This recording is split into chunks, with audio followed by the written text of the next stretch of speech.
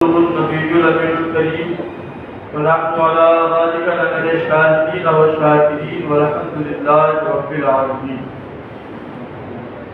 تمامی لوگ انتہائی ادب و احترام خلوص و محبت کے ساتھ جی لگا کر اپنے آقا و مولا روحی فدا جناب محمد رسول اللہ صلی اللہ علیہ وسلم کی بارگاہ عالی جات میں ہدیہ درود و سلام پیش کریں.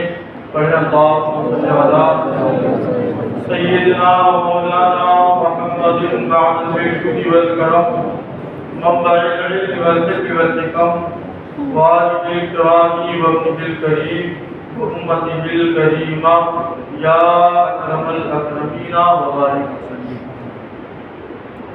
رفیقان گرامی قدر، ہمارے سلسلہ وار اس پروگرام کی یہ چھٹی محفل ہے جس میں آپ انتہائی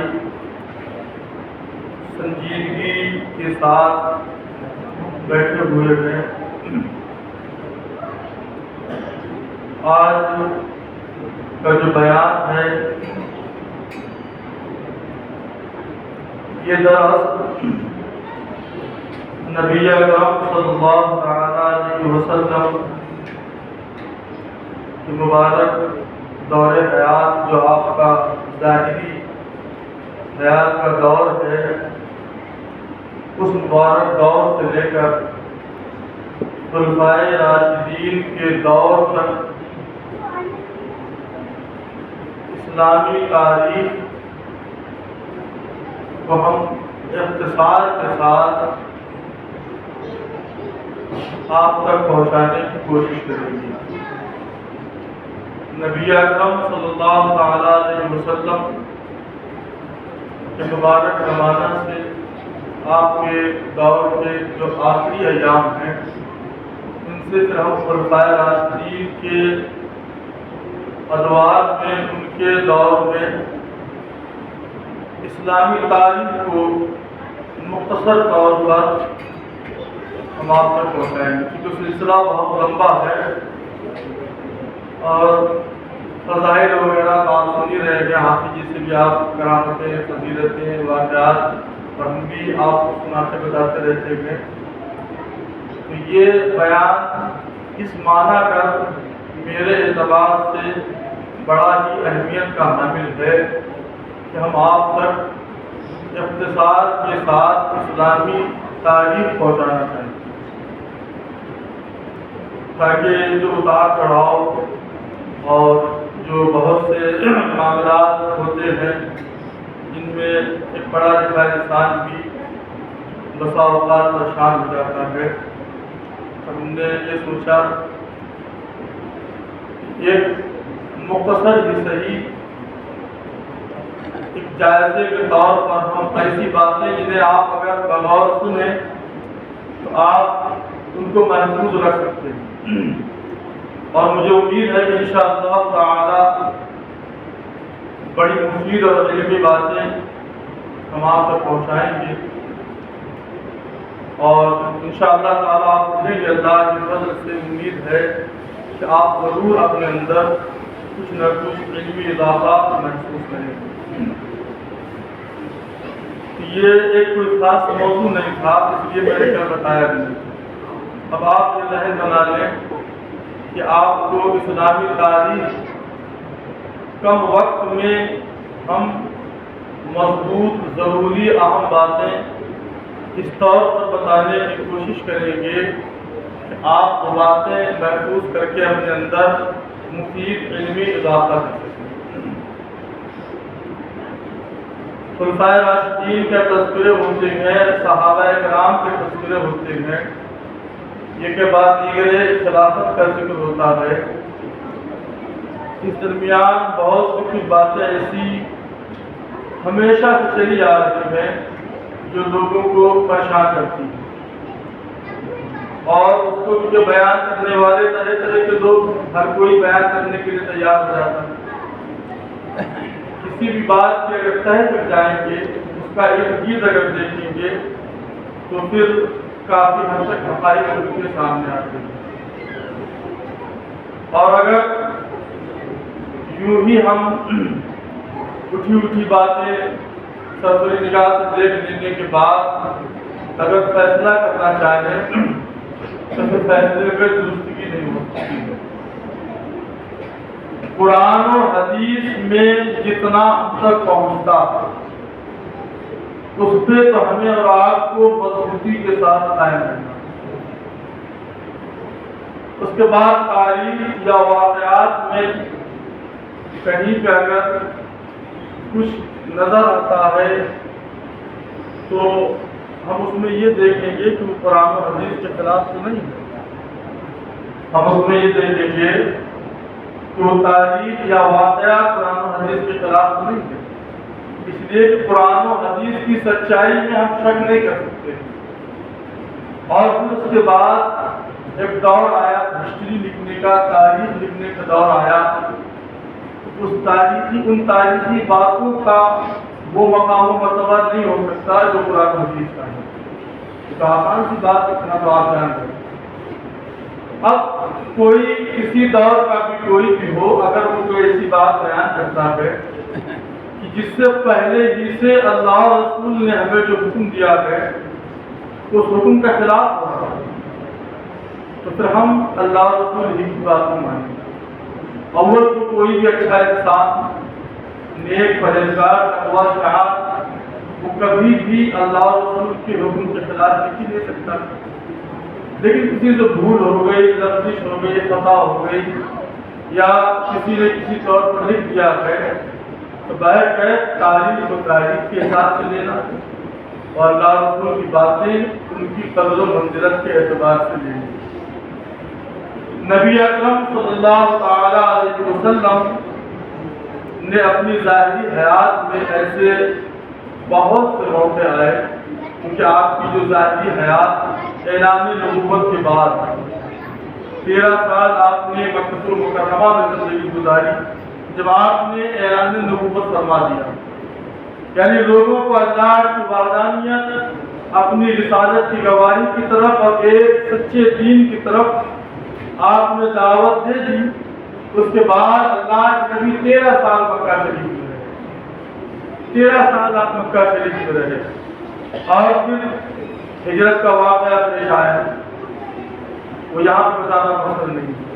اللہ کے نبی صلی اللہ علیہ وسلم اپنے یار غار وفادار جناب سیدنا ابوبکر صدیق رضی اللہ تعالیٰ عنہ کو لے کر کے آپ مکہ المکرمہ سے مدینہ المنورہ کی جانب ہجرت فرما گئے، اور ہجرت کے بعد مدینہ شریف میں اللہ کے نبی صلی اللہ تعالیٰ علیہ وسلم 10 سال آپ نے وہاں پہ اپنی زندگی کو مبارک ایام گزارے۔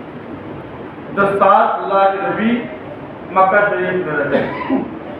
یہ مکہ شریف میں 10 سال رہنا، 13 سال، اور مدینہ شریف میں 10 سال، یہ مکمل ہو گئی 23 سال۔ یہ 23 سالہ آپ کی وہ زندگی ہے جو اعلان نبوت کے بعد کی، اعلان نبوت کے بعد کی ہے۔ ہاں، نبی تو آپ ہمیشہ سے ہیں، دھیان رکھیں، نبی تو آپ ہمیشہ سے ہیں۔ 40 سال کے بعد اپنی نبوت کا آپ نے اعلان کیا، تو نبی ہونا یہ ایک الگ مسئلہ ہے، اور اپنی نبوت کا اعلان کرنا یہ ایک الگ مسئلہ ہے۔ 40 سال کے بعد آپ نے اپنی نبوت کا اعلان کیا، اس سے کوئی یہ نہ سمجھے یا آپ کے ذہن میں یہ خیال نہ آنے پائے کہ اللہ کے نبی صلی اللہ علیہ وسلم کو نبوت 40 سال کے بعد ملی۔ اس طرح کی خرافاتیاں ایک اچھے سچے سنی مسلمان کے دماغ میں آ نہیں سکتی۔ یہ 23 سالہ آپ کا مبارک دور اعلان نبوت کے بعد کا، اور مکمل زندگی آپ کی 63 سال، 40 سال کے بعد اعلان نبوت فرمایا، اور 23 سال تک آپ نے خدمت اسلام اعلان نبوت کے بعد فرمائی۔ یہ کل کتنے ہو گئے؟ یہ 63 سال ہو گئے۔ یہ نبی اکرم صلی اللہ علیہ وسلم کی ظاہری زندگی 63 سالہ ہو گئی۔ جب تک آپ ہیں تو حاکم اسلام بھی آپ ہیں، والی اسلام بھی آپ ہیں۔ جب تک آپ ہیں تو مسلمانوں کے تمام معاملات کا آخری فیصلہ بھی آپ کو کرنا ہے۔ اور جب اللہ کے نبی صلی اللہ علیہ وسلم نے اس دنیا سے پردہ فرمایا اور آپ اپنے والد کے حقیقی سے جا کر کے ملے، اب اس کے بعد مسلمانوں کے مسائل اور اسلامی ریاست کے معاملات، اسلامی سرحدیں جو آگے سے بڑھ چکی تھی، اب ان کے معاملات کی ذمہ داری ایک اہم مسئلہ بن گیا۔ اب یہ ایک اہم مسئلہ ہے کہ نبی پاک صلی اللہ علیہ وسلم کی اتباع پیروی کرتے ہوئے، آپ ہی کے نقش قدم پر چلتے ہوئے، اب مسلمانوں کے معاملات، اسلامی ریاست کے امور ہیں اور جو معاشرتی معاملات ہیں، ترقی کے معاملات ہیں، قومی مسائل ہیں، دینی مسائل ہیں، ان تمام معاملات کی باغ ڈور کسی کے ہاتھ میں ہونی چاہیے۔ ظاہر سی بات ہے، اگر گھر میں کوئی مالک نہ ہو تو گھر نہیں رہ جاتا ہے۔ 4 5 10 15 لوگ گھر میں ہوتے ہیں، اس گھر میں بھی اگر کوئی ایک ذمہ دار نہ ہو تو گھر کا نظام بگڑ جاتا ہے۔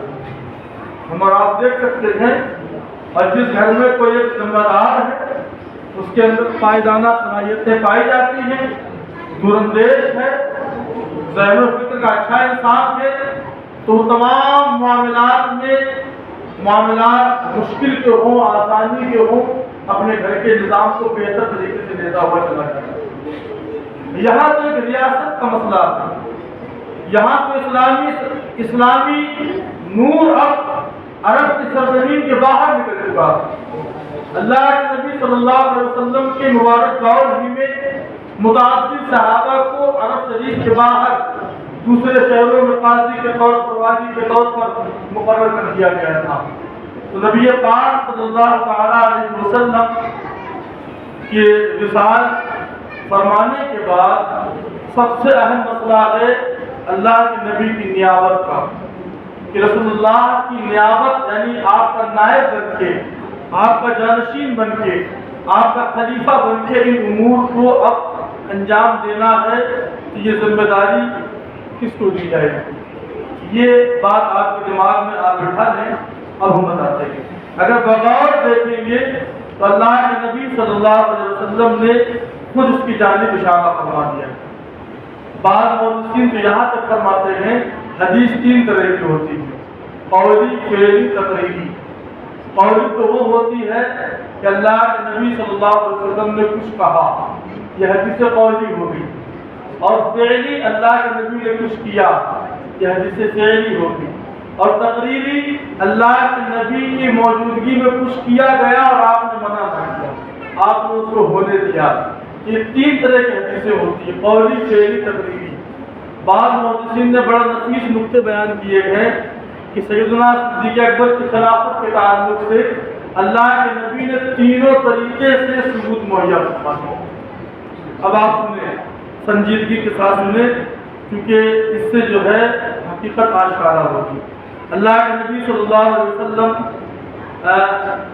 کی زندگی کے وہ ایام جو مرض وصال ہیں، کہ وصال سے پہلے جب آپ صلی اللہ علیہ وسلم بستر پہ ہیں تو اس وقت کے معاملات کو بیان کرتے ہوئے حضرت انس بن مالک انصاری کانا تبعا النبی وقدمه وصحبہ، یہ نبی پاک کے ساتھ رہا کرتے تھے، خدمت کرتے تھے نبی پاک کے صحابی۔ یہ بیان کرتے ہیں ان ابا بکر کانا یصلی بهم فی وجع النبی الذی توفی فیہ، نبی پاک صلی اللہ علیہ وسلم کا وہ مرض کہ جس میں آپ کا وصال ہوا تھا، ان دنوں ابو بکر لوگوں کو نماز پڑھاتے تھے، ان دنوں ابو بکر لوگوں کو نماز پڑھاتے تھے۔ حتی اذا کان یوم الاثنین، یہاں تک کہ دوشنبہ کا دن آیا، دوشنبہ کا دن تھا، وہم صفوف فی الصلاۃ، اور مسلمان نماز کی صفیں بنائے ہوئے، مسلمان نماز کی صفیں بنائے ہوئے تھے۔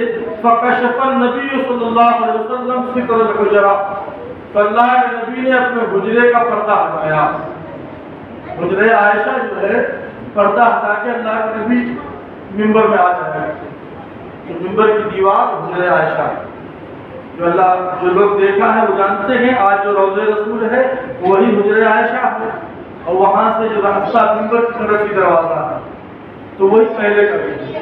اب تو مسجد کی توسیع بہت دور تک ہو گئی، ہم اصل مسئلہ بتا رہے ہیں۔ تو اللہ کے نبی نے وہی حجرہ عائشہ سے پردہ ہٹایا، صحابہ فرماتے ہیں پردہ ہٹایا، ینظروا الینا وهو قائم، اور اللہ کے نبی کھڑے ہو کر کے ہماری طرف دیکھ رہے ہیں، اور صحابہ نماز میں، صحابہ نماز میں اللہ کے نبی صحابہ کی طرف دیکھ رہے ہیں۔ صحابہ فرماتے ہیں کأن وجهه ورقۃ المصحف، نبی پاک کا چہرہ قرآن کے ورق کی طرح لگ رہا تھا۔ بخاری شریف کے حدیث پاک اپنی ایمان افروز پڑھ رہے ہیں کہ فرماتے ہیں نبی پاک کا چہرہ ایسا لگ رہا تھا جیسے قرآن کا ورق دیکھ رہے ہیں، قرآن پاک کھلا ہوا، قرآن کے ورق کی طرح نبی پاک کا چہرہ لگ رہا تھا۔ فرماتے ثم تبسم یضحک، کہ اللہ کے نبی مسکراتے ہوئے ہنسے، صحابہ کو سر بندی کیے ہوئے دیکھا، اور صدیق اکبر کو مصلی پہ اللہ کے نبی نے دیکھا، تو اللہ کے نبی تبسم کرتے ہوئے نبی پاک مسکرائے، اللہ کے نبی مسکراتے ہوئے ہنسے۔ صحابہ فرماتے ہیں فحملنا ان نفتتنا من الفرح برؤیت النبی صلی اللہ علیہ وسلم، صحابہ فرماتے ہیں کہ ہمیں یہ ڈر ہوا کہ کہیں ہم نبی پاک کو دیکھتے دیکھتے ایک فتنے میں، ایک آزمائش میں مبتلا نہ ہو جائے۔ ابھی آپ نہیں سمجھے، اس ٹکڑے کا مطلب ہے کہ ہم نماز پڑھ رہے ہیں اور ہم نبی پاک کی طرف اتنا مگن ہو گئے ہیں کہ ایسا نہ ہو کہ رخ زیبا دیکھتے دیکھتے ہم نماز کے معاملات کو بھول گئے، کہ ہم یہ بھول جائیں کہ ہم تو نماز پڑھ رہے ہیں، کہنے لگے کہ ہم ایک آزمائش میں نہ پڑ جائے کہ ہم نبی پاک کے چہرے کو ایسے دیکھتے دیکھتے کہیں یہ بھول جائیں کہ ہم تو نماز میں ہیں۔ فرماتے ہیں یعنی خوشی کی وجہ سے کہ جو نبی پاک کی من الفرح برؤیت النبی، نبی کا چہرہ دیکھ کے ہمیں جو خوشی حاصل ہوئی تو ہمیں یہ لگا کہ کہیں ہم نماز کو نہ بھول جائیں۔ کہتے ہیں فنکس ابو بکر علی عقبیہ لیصل الصف، ابو بکر اپنی ایڑیوں کے بل پیچھے آنے لگے، مصلی امامت پہ تھے، وہ اپنی ایڑیوں کے بل پیچھے آنے لگے، لیصل الصف، تاکہ صف میں شامل ہو جائیں، ہم مصلی کو خالی کر دیں۔ اللہ کے نبی چونکہ حجرہ عائشہ سے جھانک رہے ہیں، اللہ کے نبی حجرہ عائشہ سے جھانک رہے ہیں، پیچھے آنے لگے۔ وظن ان النبی صلی اللہ علیہ وسلم خارج الی الصلاۃ، ان کو یہ لگا کہ نبی پاک نماز کے لیے تشریف لا رہے ہیں، اس لیے وہ نماز پڑھاتے ہوئے مصلی سے ہٹنے لگے، نماز پڑھاتے ہوئے مصلی سے ہٹنے لگے۔ فاشار الینا النبی صلی اللہ علیہ وسلم ان اتموا صلاتکم، صحابہ فرماتے ہیں کہ نبی پاک نے ہمیں اشارہ کیا کہ نہیں تم اپنی نماز پوری کرو، تم لوگ اپنی نماز پوری کرو، اپنی نماز تم لوگ پوری کر لو۔ وہ ارخص کی طرح، اور اللہ کے نبی نے پردے کو گرا دیا، فتوفی یوم صلی اللہ علیہ وسلم، اور پھر اسی دن اللہ کے نبی نے اس جہان کو خیر آباد کر دیا۔ یہ اس دن کی بات ہے کہ جس دن یوم الاثنین دوشنبہ کو نبی اکرم صلی اللہ علیہ وسلم نے اس جہان فانی کو خیر آباد کر کے آپ اپنے خالق و مالک حقیقی سے جان ملے۔ یہ اس دن کی حدیث پاک ہے۔ مصلی رسول پہ امامت کے لیے کون ہے؟ حضرت سیدنا صدیق اکبر رضی اللہ تعالی عنہ، یہ اللہ کے نبی صلی اللہ علیہ وسلم کے مصلی پہ ہیں۔ ایک موقع پہ اور اللہ کے نبی صلی اللہ تعالی علیہ وسلم آپ جو ہے قبیلہ بنی عمر بن عوف میں صلح کرانے کے لیے گئے، صلح کرانے کے لیے گئے، اس درمیان کیا ہوا؟ فحانت الصلاۃ، نماز کا وقت آ گیا۔ اللہ کے نبی کو قبیلہ بنی عبد الرحمن بن عوف، پہلے اب تو مل گیا ہے، پہلے باہر رہا کرتا تھا، شہر اتنا بڑا نہیں ہوتا تھا۔ فجاء المؤذن الی ابی بکر، تو مؤذن حضرت بلال اور ابو بکر صدیق کے پاس آئے، کہتے ہیں کہ اتصلی للناس فاقیم، اگر آپ نماز پڑھاؤ لوگوں کو تو ہم اقامت کر دیتے، اگر آپ نماز پڑھاؤ۔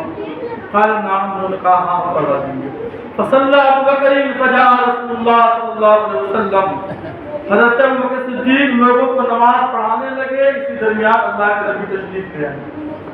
اللہ کے نبی جہاں فیصلے کے لیے گئے تھے تو اللہ کے نبی تشریف لے کر کے آ گئے، والناس فی الصلاۃ، اور لوگ نماز پڑھ رہے تھے۔ فتخلص حتی وقف فی الصف، نبی پاک لوگوں کو ہٹاتے گئے یہاں تک آپ صف میں پہنچ گئے، آپ لوگوں کو ہٹاتے چلے گئے۔ فصفق الناس، لوگ ہاتھ بجانے لگے. لوگ اس طریقے سے تصفیق بولتے ہیں اس کو، ہاتھ بجانے کے، نماز میں اطلاع کرنے کے لیے لوگ ہاتھ بجانے لگے. وَكَانَ أَبُو بَكْرٍ لَا يَلْتَفِتُ فِي صَلَاتِهِ، اور ابو بکر صدیق بہت ہی مگن ہو کے نماز پڑھتے تھے، ادھر ادھر آپ توجہ نہیں دیتے تھے، بس ایک دم مگن ہو کر کے مست ہو کے آپ نماز پڑھتے تھے. تو ہاتھ بجانے کا آپ نے نہیں دھیان دیا. فلما اکثر الناس تصفیق، لوگوں نے بہت تیز تیز ہاتھ بجانا شروع کر دیا. اب آوازیں گونجنے لگی، تیز تیز لوگوں نے ہاتھ ٹوٹنا شروع کر دیا. التفت ابو بکر متوجہ ہوئے، فرآ رسول اللہ صلی اللہ علیہ وسلم، تو انہوں نے اللہ کے رسول صلی اللہ علیہ وسلم کو دیکھا. صدیق اکبر کہاں پہ تھے؟ صدیق اکبر مصلی امامت پہ تھے. نبی پاک پہلی صف میں ہیں، نبی پاک پہلی صف میں آ گئے. صحابہ نے تالی بجا کے آپ کو متوجہ کرنا چاہا. جب تالیوں کا شور زیادہ ہوا، آپ متوجہ ہوئے. اس میں ہے کہ فرآ رسول اللہ صلی اللہ علیہ وسلم، ابو بکر صدیق نے اللہ کے نبی کو دیکھا. مصلی امامت پہ ہے، قبلہ روح ہے، نبی پاک پیٹھ کے پیچھے ہے. دیکھا کس طرح؟ صدیق اکبر نے مڑ کے دیکھا، اپنے پیچھے گھوم کے دیکھا. قبلہ روح نمازی کے لیے ضروری ہے، کعبے کی طرف اس کا رخ ہونا چاہیے، کعبے کی طرف. اور یہاں صدیق اکبر نبی پاک صلی اللہ علیہ وسلم کو مڑ کے دیکھ رہے ہیں، اور چونکہ آپ کے پیچھے ہیں تو آپ دوسریدہ نگاہوں سے ترچھا کر کے نہیں دیکھ سکتے، گھومنا پڑے گا بہت زیادہ. گھوم کے آپ نے دیکھا. اور اس کے بعد بھی پوری حدیث شریف آپ کو سنیں گے، نہ تو نماز خراب تک نہیں تو حکم آیا، نہ اللہ کے نبی نے دہرانے کا حکم. جبکہ کعبے کی طرف رخ کرنا یہ نماز میں شرائط نماز میں سے ہے. کعبے کی طرف اگر رخ نہیں ہوگا تو نماز آپ کی شروع ہی نہیں ہوگی. اور اگر پہلے رخ تھا کعبے کی طرف لیکن بعد میں آپ کا سینہ ہٹ گیا کعبے کی طرف سے، تو وہیں سے نماز آپ کی فاسد ہو جائے گی، نماز ختم ہو جائے گی. لیکن صدیق اکبر قبلے کی طرف سے گھوم کے اللہ کے نبی صلی اللہ علیہ وسلم کی طرف کھڑے ہوئے، اللہ کے نبی کی طرف ہو گئے. فساد نماز کا کہیں حکم نہیں، کیونکہ یہ اللہ کے نبی کی خصوصیات ہیں. ابو بکر بھی جان رہے ہیں کہ ابھی تک تو ہم کعبے کی طرف رخ کیے تھے، اب تو کعبے کی طرف رخ ہو گئے. کعبے کا بھی کعبہ اللہ کے نبی، یہ اللہ کے نبی خصوصیات میں سے ہے. امام نووی فرماتے ہیں کہ ہمارے کسی امام کا بھی اس میں اختلاف نہیں ہے کہ اگر انسان نماز پڑھتے ہوئے اللہ کے نبی سے گفتگو کر لے تو اس کی نماز خراب نہیں ہوتی. ایک صحابی کا مسئلہ، ایک صحابی وہ آئے، اللہ کے نبی نے آواز کی، نماز پڑھ رہے تھے، نبی پاک سے بات کی، بات سنی، پھر جا کر کے وہی شروع کر دی، جا کر کے پھر جا کر وہی شروع کر دی. اور میں آپ کو اور بتاؤں، مطلب حدیث پاک کی کتابوں سے دکھا کے میں آپ کو بتاؤں، اللہ کے نبی نے ایک صحابی کو آواز کی، ان کو آنے میں دیر ہو گئی. اللہ کے نبی فرماتے ہیں کہ تمہیں دیر اس لیے ہو گئی. عرض کرتے ہیں کہ یا رسول اللہ میں نماز پڑھ رہا تھا. اللہ کے نبی فرماتے ہیں کیا تمہیں وہ اللہ کا وہ فرمان یاد نہیں ہے؟ اے ایمان والو، جب تمہیں اللہ اور رسول پکارے تو تم ان کی پکار پہ چلے آؤ. اللہ نے یہ تو نہ فرمایا کہ نماز میں نہ ہو کر چلے آؤ، اللہ نے فرمایا چلے آؤ، نماز میں ہو یا غیر نماز میں. تو وہ صحابی عرض کرتے ہیں کہ یا رسول اللہ آئندہ سے ایسا ہی کریں گے، اگر آپ پکاریں گے تو ہم چلے آئیں گے. ائمہ فرماتے ہیں کہ اللہ کے نبی سے اگر کوئی نماز پڑھتے پڑھتے چل کے آ کے بات کرے، بات سنے، اس کے بعد پھر چل کے جائے، وہی سے نماز شروع کر دے. یہ اللہ کے نبی کی خصوصیات کرتے ہیں. یہ ہر دور میں رہا، ایسا نہیں کہ آج ہم آپ کو بتا دیں. صدیق اکبر نے جو دیکھا اشارہ الیہ رسول اللہ صلی اللہ علیہ وسلم ان انقص مکانک، اللہ کے نبی فرماتے ہیں اپنی جگہ پر رہو، اپنی جگہ پر رہو، پیچھے نہ آؤ، اپنی جگہ پر وہیں رہو. فرفع ابو بکر رضی اللہ تعالی عنہ یدیہ، ابو بکر نے اپنے دونوں ہاتھ کھڑے کر دیے، انہوں نے اپنے دونوں ہاتھ اٹھا دیے. فحمد اللہ علی ما امرہ به رسول اللہ صلی اللہ علیہ وسلم من ذلک، اور اس بات پر اللہ کا شکر ادا کیا کہ رسول اللہ نے انہیں اتنی بڑی چیز کا حکم دیا. کہ اللہ کا شکر ہے کہ رسول کریم نے ہمیں اتنی بڑی عنایت اور نوازش سے نوازا ہے. آپ نے اپنا ہاتھ کھڑا کر کے اللہ کا شکر ادا کیا. ثم استأخر ابو بکر حتى استوى في الصف، لیکن آپ پھر پیچھے آگے سب کھڑے ہو گئے، نماز آپ نے نہیں پڑھائی. وتقدم رسول اللہ صلی اللہ علیہ وسلم اللہ اللہ کے نبی مصلی کو تشریف لے کر کے گئے اور آپ نے نماز پڑھائی. فلما انصرفا جب آپ نماز سے فارغ ہو گئے فرماتے یا ابا بکر ما منعک ان تثبت ان امرتک، اے ابو بکر میں نے تمہیں حکم کیا تھا اپنی جگہ پہ تم کیوں نہیں کھڑے رہے؟ نماز ادا فرمانے کے بعد آپ فرماتے ہیں ابو بکر اپنی جگہ پہ کھڑے رہے تو میں نے تم سے کہا تھا کھڑا ہونے کے لیے. فقال ابو بکر ما كان لابن ابي قحافه ان يصلي بين يدي رسول الله صلی اللہ علیہ وسلم. اللہ کے نبی صلی اللہ علیہ وسلم فرماتا ہے صدیق اکبر فرماتے ہیں یا رسول اللہ ابو قحافہ کے بیٹے، آپ کے والد کا نام ابو قحافہ ہے، حضرت صدیق اکبر کے والد کا نام ابو قحافہ ہے. آپ فرماتے ہیں یا رسول اللہ ابو قحافہ کے بیٹے کی اتنی مجال کہ وہ آپ کے آگے کھڑے ہو کر کے نماز پڑھتے ہیں، آپ کے آگے کھڑے ہو کر کے نماز پڑھائے. اللہ کے نبی نے باقی کی نماز وہاں سے ادا فرمائی. دیکھیں یہاں پہ بھی اللہ کے نبی صلی اللہ علیہ وسلم صدیق اکبر نماز پڑھا رہے تھے اور اللہ کے نبی صلی اللہ علیہ وسلم ان کو مصلی امامت پر بھیج رہے تھے. یہ تو ہم اس لیے آپ کو بتا رہے ہیں کہ اللہ کے نبی صلی اللہ علیہ وسلم کی حیات میں نبی پاک کس سے نماز پڑھوانے کے لیے راضی تھے. آپ ان کو سنتے چلیں، میں پوری روایتیں نہیں پڑھوں گا. اب ایک جگہ پہ حضرت عائشہ صدیقہ رضی اللہ تعالیٰ عنہ فرماتی ہیں کہ اللہ کے نبی صلی اللہ تعالیٰ علیہ وسلم کو جب بیماری لاحق ہوئی اور آپ صلی اللہ علیہ وسلم جو بستر پہ آئے تو آپ نے اپنی ازواج سے یعنی اپنی بیویوں سے اجازت لی کہ مجھے اجازت دے دو تاکہ میں عائشہ کے گھر میں ہمارا قیام ہو جائے. عائشہ کے گھر میں جس میں ہے کہ فوز دینا اجازت دے دی گئی. اور پھر اس موقع پہ جب آپ کی طبیعت میں گرانی ہے، آپ کی طبیعت بھاری ہے، کیونکہ اپنے منہ سے یہ نہیں کہہ سکتے کہ آپ کی طبیعت صحیح نہیں ہے، اچھی نہیں ہے یا آپ کی طبیعت کس طرح. یہ کہیں گے طبیعت میں جب کچھ بھاری پن ہوا اور بوجھ بڑھا تب اس کے بعد لوگوں نے نماز کے لیے کہا کہ یا رسول اللہ دونوں مسجد میں نماز کے لیے منتظر لوگ بیٹھے ہوئے ہیں، جماعت کا انتظار کر رہے تھے. تو اللہ کے نبی فرماتے ہیں مروا ابا بکر فلیصلی بالناس، ابو بکر سے کہو وہ لوگوں کو نماز پڑھا دیں. ابو بکر سے کہو وہ لوگوں کو نماز پڑھا دیں. سنتے چلیے گا بڑا دھیان سے.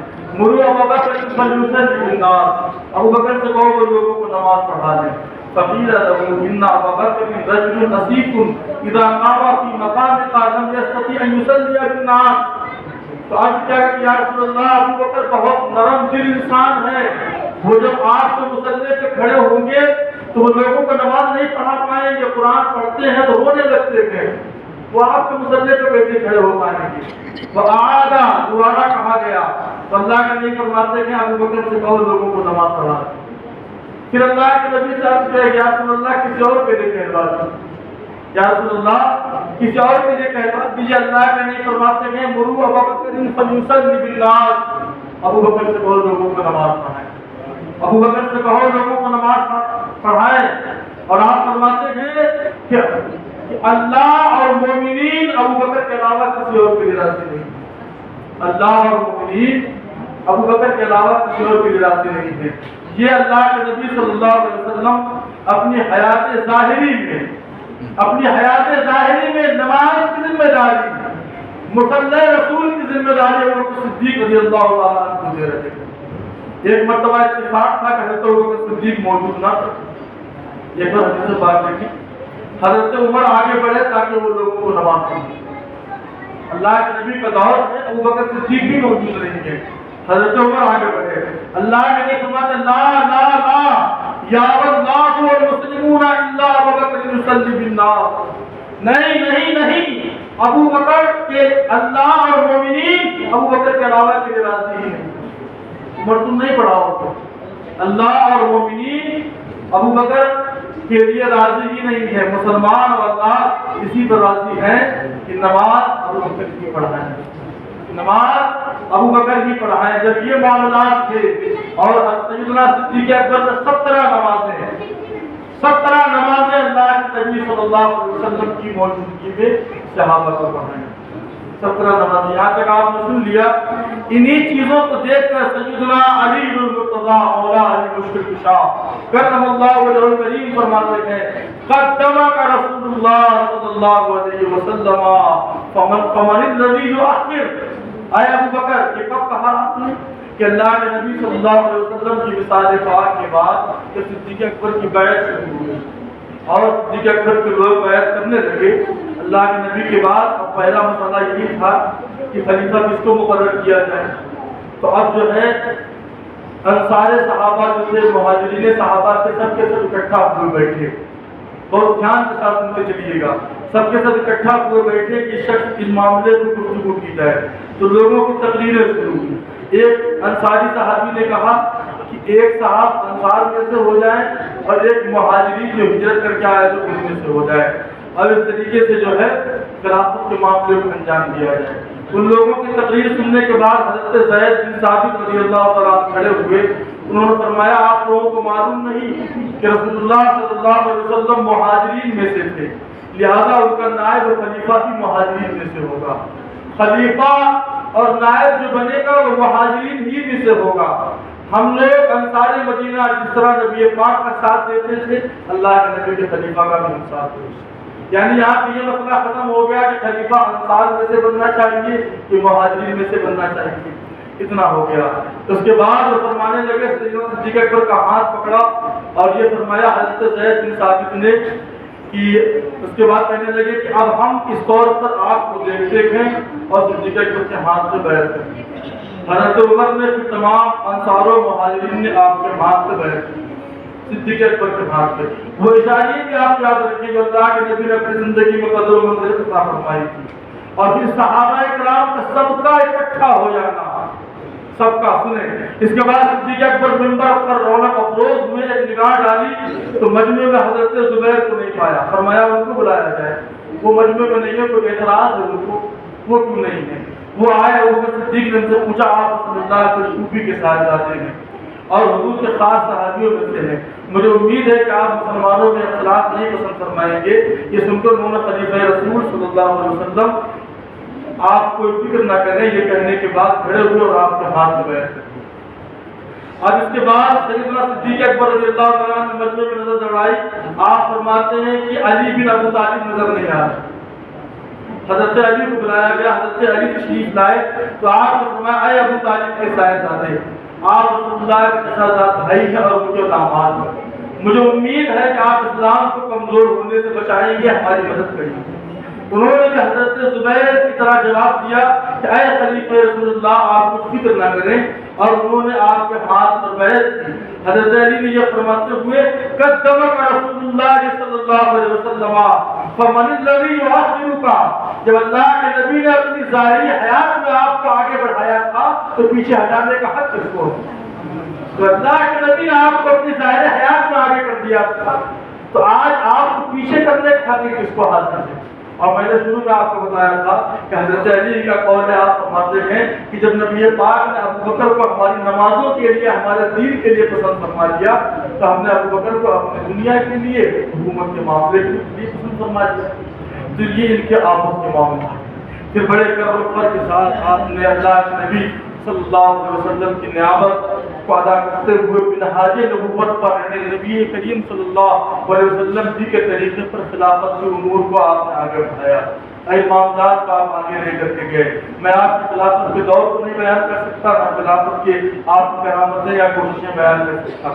بڑے بڑے عظیم کارنامے آپ نے انجام دیے۔ منکرین زکوٰۃ کے خلاف جو آپ نے جہاد کیا اپنی حکومت سنبھالتے ہی، جیسے ہی منکرین زکوٰۃ کے خلاف آپ نے جہاد کیا، وہ اسلام کا نام لیتے تھے، کلمہ پڑھنے والے تھے، لیکن زکوٰۃ کا انکار کر دیا تھا۔ تو صدیق اکبر نے ان کے لیے تلوار نکال دیا اور آپ نے کہا ان سے جہاد کیا جائے گا۔ حضرت عمر جیسے صحابی پریشان ہو گئے، کہا وہ تو کلمہ پڑھتے ہیں، اب آپ مسلمانوں کے خلاف لڑیں گے کیا؟ سیدنا صدیق اکبر فرماتے عمر سنو، اللہ کے نبی صلی اللہ علیہ وسلم کے زمانے میں جس پر جو زکوٰۃ نکالتے تھے اور ان پر اگر آج ایک بکری کا بچہ تک فرض ہوگا اور اگر وہ نہیں دیں گے تو میں ان کے خلاف جہاد کروں گا۔ یہ ارکان اسلام میں سے کوئی میرا ساتھ دے نہ دے، میں تنہ تنہا ان کے ساتھ نہیں کروں گا۔ تو منکرین زکوٰۃ کا فتنہ آپ زندہ کے بہت بڑا فتنہ تھا، اور حضرت فاروق حضرت صدیق اکبر کے دور میں جو سب سے بڑا فتنہ اٹھا تھا وہ فتنہ تھا اللہ کے نبی صلی اللہ علیہ وسلم کے ختم نبوت کا انکار۔ مسلمہ کذاب، اسود عنسی، اس طرح کے لوگ گزرے تھے جنہوں نے فوراً ہی اپنی نبوت کا اعلان کر دیا۔ कमजोर लोग, मुनाफिक किस्म के लोग, जिहादी लोग थे, उनको अपने दावे फर्ज में खासने लगे कि उनकी नबूवत तब तक थी, अब नबूवत हमारे पास। ये बहुत ही बड़ा फितना था, ये इतना बड़ा फितना था कि इसकी सरखुदी के लिए फौरन यमामा की तरफ सिद्दीक़ अकबर ने कूच फरमाया और इतनी सख्ती के साथ आपने इस मसले को लिया था कि तकरीबन 700 सहाबा इस जंग में शहीद हुए। तारीख़ इस्लाम की तमाम जंगें जो नबी पाक की मौजूदगी में हुई थी, उन तमाम जंगों में जितने सहाबा शहीद नहीं हुए थे, जितने सहाबा इस जंग में शहीद हुए, क्योंकि मसला बड़ा हसास और बहुत नाजुक मसला था। तो इन फितरों को आपने ठंडा किया सैयदना सिद्दीक़ अकबर रज़ियल्लाहु ताला अन्हु ने। और उसके बाद जो है आपने वाक़या सुन रखा होगा कि हिजरत की रात अल्लाह के नबी को जब आप गारे सौर लेकर के गए थे और सुराख को आप कपड़े से बंद कर दिया था, एक सुराख में आप अपना पैर लगा करके आप वहाँ पर बैठ गए, अल्लाह के नबी को अंदर बुलाया, फिर आपके एक बहुत ही जहरीले सांप ने काट दिया। दुआबे जहन अल्लाह के नबी ने लगा दिया था और वो जहर का असर खत्म हो गया था। लेकिन बाद में फिर जब आपके जो विसाल हुआ है तो वही जहर फिर और कर आया, फिर लौट आया वही जहर, और उसी जहर के असर से फिर आपका विसाल हुआ। तो इस तरह से सैयदना सिद्दीक़ अकबर शहादत के मर्तबे से भी सरफराज है। शहादत जो बड़ा अजीम मर्तबा है, और फिर वो ऐसी शहादत जो हिफ़्ज़े जाने मुस्तफ़ा के खातिर है। शहादत में ऐसे बनफ़ीस अल्लाह के नबी की जान कुर्बान कर रहे हैं। तो इस तरीके से सैयदना सिद्दीक़ अकबर रज़ियल्लाहु ताला अन्हु आप तकरीबन 15 रोज तक, कई रोज तक 15 रोज तक तकरीबन आप अजीब रहे बिस्तर पे। और इसके बाद जमात उमरा की 22 तारीख को आपने इस जानिबानी से कूच किया, पहलुए मुस्तफ़ा सल्लल्लाहु अलैहि वसल्लम में आप आराम किए। ये सिद्दीक़ अकबर का दौर आपने देखा। सिद्दीक़ अकबर के मिसाल के बाद हमने कहा था उठा के तारीख आपको बताएंगे। सिद्दीक़ अकबर के दौर के बाद अब ये दूसरा मसला फिर निकलता है, अब खिलाफत में मामला किधर जाएगा, अब खिलाफत का मसला क्या होगा। सिद्दीक़ अकबर रज़ियल्लाहु ताला जब आपकी तबीयत ज़्यादा आगे हुई तो आपने कुछ लोगों को तरफ किया और हज़रत अब्दुर्रहमान बिन औफ को बुलाया, जो अशरा मुबश्शरा में से हैं, वो 10 सहाबा जिनको जन्नत की बशारत दी गई। उनसे कहा उमर के बारे में तुम्हारी क्या राय है, आपकी तबीयत नासाज है। तो उन्होंने कहा कि मेरे ख्याल में वो बहुत ही अच्छे इंसान हैं। फिर आपने हज़रत उस्मान गनी को बुलाकर उनसे हज़रत उमर के ताल्लुक़ से पूछा, और आपने कई सहाबा को बुलाकर अलग अलग हज़रत उमर के ताल्लुक़ से पूछा। और यहाँ तक कि हज़रत उस्मान गनी फरमाते हैं कि उनका बातिन उनके ज़ाहिर से देखा। हज़रत उमर अपने ज़ाहिर में सख्ती करने वाले हैं, लेकिन बातिन उनका उनके ज़ाहिर से देखा।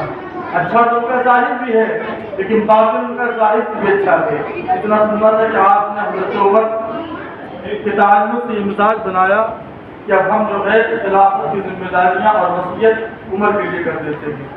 तो आपने जो वसीयतनामा लिखाया हज़रत उमर से, हज़रत उस्मान गनी से फरमाया लिखिए।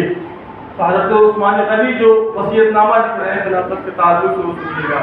ये वसीयतनामा है जो अबू बकर बिन कुहाफा ने अपने आखिरी ज़माने में दुनिया से रुखसत होते वक्त अहद आखिरत के शुरू में आलम वाला में दाखिल होते वक्त लिखा है। ये वक्त है जबकि एक काफिर भी ईमान ले आता है। नजर के वक्त जब रात खुल जाते हैं, फरिश्तों को देख लेता है इंसान, तो काफिर भी ईमान ले आता है। फ़िरौन आमनतु बिरब्बि मूसा व हारून, जब डूबने लगा तो पुकार कहने लगा फ़िरौन भी कि मैं मूसा और हारून के रब पे ईमान ले आया। तो मरते टाइम जब मौत के फरिश्तों को देखता है ना, तो काफिर भी ईमान ले आता है। तो सिद्दीक़ अकबर कह रहे हैं कि मेरा एक ऐसा वक्त आ गया है कि मैं ऐसे मरहले में हूँ जहाँ काफिर भी ईमान ले आता है, फासिक फाजिर भी रोशनी हासिल कर लेता है, एक झूठा भी सच बोलता है। मुसलमानों, अपने बाद में तुम्हारे ऊपर उमर बिन खत्ताब को खलीफा मुंतखब करके जा रहा हूँ। उनके आकाम को सुनना, उनकी इताअत और फरमाबरदारी करना। मैंने हक़्क़ल इम्कान खुदा और रसूल और दीन और अपने नफ्स के बारे में कोई तक़सीर गलती नहीं की। जहाँ तक हो सका तुम्हारे साथ भलाई की। मुझे यकीन है कि वो भी यानी उमर भी तुम्हारे साथ अदल इंसाफ से काम करेंगे।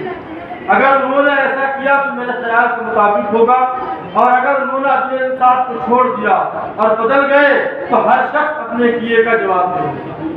हम तो उनकी तलकीन वसीयत करके जा रहे हैं, اور اگر وہ اس سے بدل جائیں گے تو ہر شخص اپنے کیے کا جواب دے ہوگا۔ اے مسلمانوں، میں نے تمہارے لیے نیکی اور بھلائی کا ارادہ کیا۔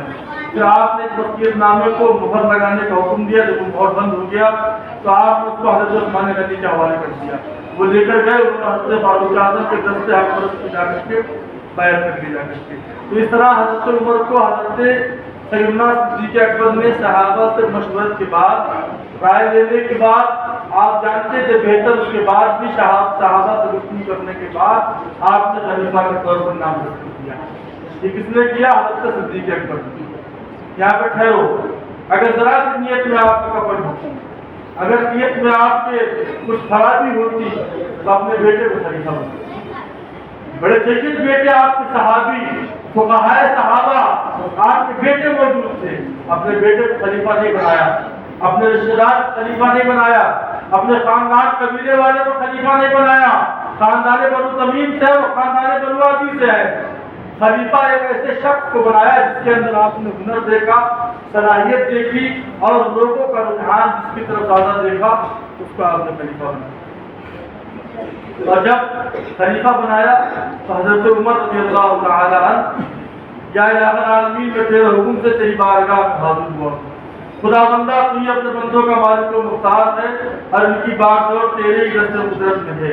یا الہ العالمین ان لوگوں میں درستی کی صلاحیت پیدا فرما اور عمر کو خلفائے راشدین میں سے کرنا اور ان کے ساتھ ان کی رعیت کو اچھی زندگی بسر کرنے کی توفیق عطا فرمانا۔ یہ آپ نے حضرت عمر کو خلیفہ بنایا۔ لوگ اعتراض کرتے ہیں اپنے اپنے اعتبار سے، اب کوئی کرنے والے یہ بھی اعتراض کرتے ہیں کہ جب نبی پاک صلی اللہ علیہ وسلم نے خلیفہ نہیں کسی کو بنایا، ابوبکر صدیق نے کیوں خلیفہ بنایا؟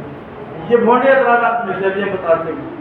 کہتے ہیں کہ جب نبی پاک نے کسی کو خلیفہ نہیں بنایا، اور سنیے کہ دھیان سے آپ کو ہنسی آئے گی مسکراہٹ کے ساتھ۔ کہتے ہیں کہ ابوبکر جب نبی پاک نے خلیفہ نہیں بنایا، نبی پاک نے خلیفہ نہیں بنایا، اور وہی دوسری محفل میں کہتے ہیں کہ نبی پاک نے علی کو خلیفہ بنایا۔ یہ بھی کہتے ہیں کہ نبی پاک نے کسی کو خلیفہ نہیں بنایا، ابوبکر نے کیوں عمر کو بنا دیا، اور وہی دوسری محفل میں کہتے ہیں کہ نبی پاک نے علی کو خلیفہ بنایا۔ نبی پاک تو ایک تو یہ گھوڑا اعتراض، محدثین نے، ہمارے بزرگوں نے اس کو بہت سے جواب دیے۔ شاہ عبدالعزیز محدث دہلوی جو دہلی کے سراج الہند بزرگ ہیں، انہوں نے بڑا پیاری باتیں آپ 3 بجے بیان فرمائی۔ آپ بیان فرماتے ہیں کہ ایک تو یہ کہ اللہ کے نبی صلی اللہ علیہ وسلم کو اللہ نے علم غیب عطا فرمایا۔ نبی پاک اپنے غیب کے ذریعے جان رہے تھے کہ پہلے خلیفہ ابوبکر بنے گے، کسی کو اعتراض نہیں، نامزد کرنے کی کوئی ضرورت نہیں، پہلے خلیفہ ابوبکر بنے گے اور کسی کو کوئی اعتراض بھی نہیں ہوگا، تمام صحابہ اکٹھے ہوئے، تو اللہ کے نبی نے ضروری بھی نہیں سمجھا۔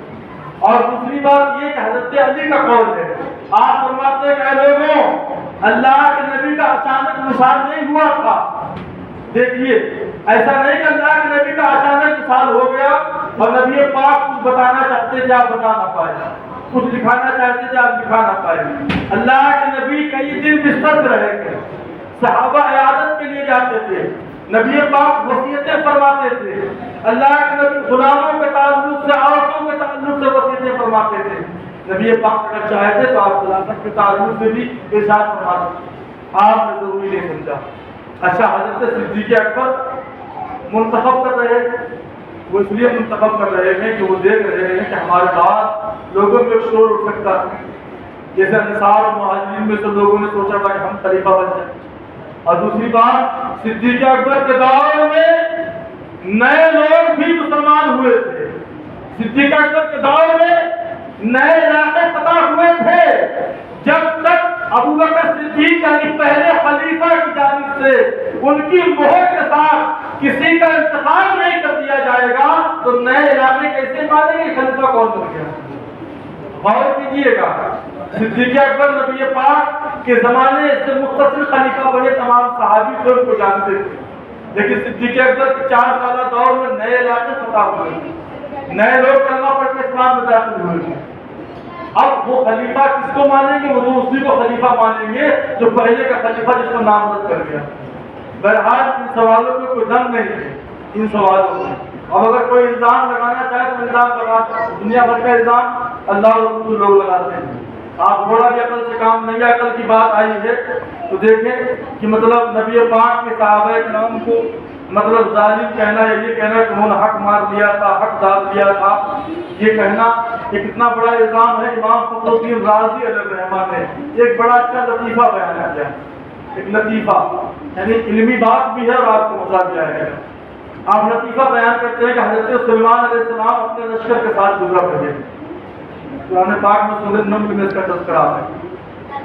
اپنے لشکر کے ساتھ گزر رہے ہیں، ایک چیٹی نے دیکھا تو کہتی یا لا یحتمنکم سلیمان وجنودہ وهم لا یشعرون، تو چیٹی کہتی ہے چیٹیوں اپنے اپنے سراغوں میں چلی جاؤ، اے چیٹیوں اپنے گھروں میں داخل ہو جاؤ، کہیں ایسا نہ ہو کہ سلیمان اور ان کے لشکری نادانستہ طور پر انجانے میں کہیں تم کو کچل نہ دیں، انجانے میں کہیں تم کو کچل نہ دیں۔ بھائی ہم لوگ چلتے کتنی چیٹیاں پیر کے پیچھے ہیں، تو قرآن پاک میں چیٹی کہہ رہی ہے چیٹیوں اپنے سراغوں میں اپنے گھروں میں داخل ہو جاؤ، کہ ایسا نہ ہو کہ سلیمان اور ان کے لشکری انجانے میں تمہیں کچل نہ دیں۔